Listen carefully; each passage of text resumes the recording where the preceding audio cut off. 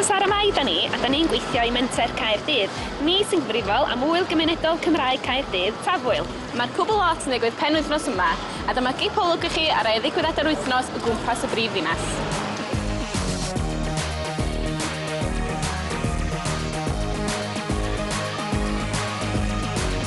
Mae yna lwyth o weithgareddau yma'n Sain amgueddfa Werin Cymru yn ystod wythnos Tafwyl. Pam nadwch chi lawr syl y tadau i drio gyrru tractors, heboca neu hyd yn oed saethyddiaeth.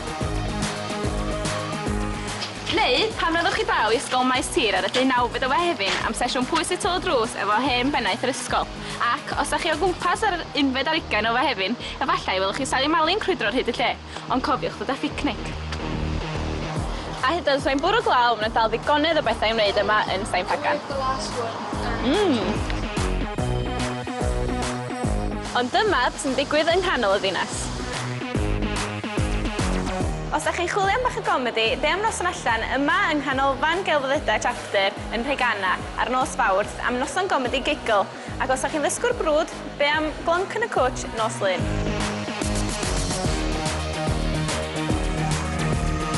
I chi fans o gerddoriaeth Cymraeg, be am ddod draw i clwb Ifor Bach nos Yfory, lle bydd yr odds, yr ei a'r seiliog a DJ Make P yma a gewch chi ddadlu pen-blwydd clwb yn 30. Peidiwch y poeni os ydych chi'n methu dod i'r gig yn fama, achos mae yna llwyth o gigs yn digwydd yn ystod Tafwyl, a rhan fwyaf nhw digwydd draw yn fanna. Lle gwell i gynnal gwyl na Castell Caerdydd, darn o bwysigrwydd hanesyddol yng nghanol y ddinas a cartref Tafwyl eto eleni. Bydd stondina, bandia a llawer mwy fan hyn, moch be fydd y tywydd y byddwn ni yma, felly newch siŵr bod chi.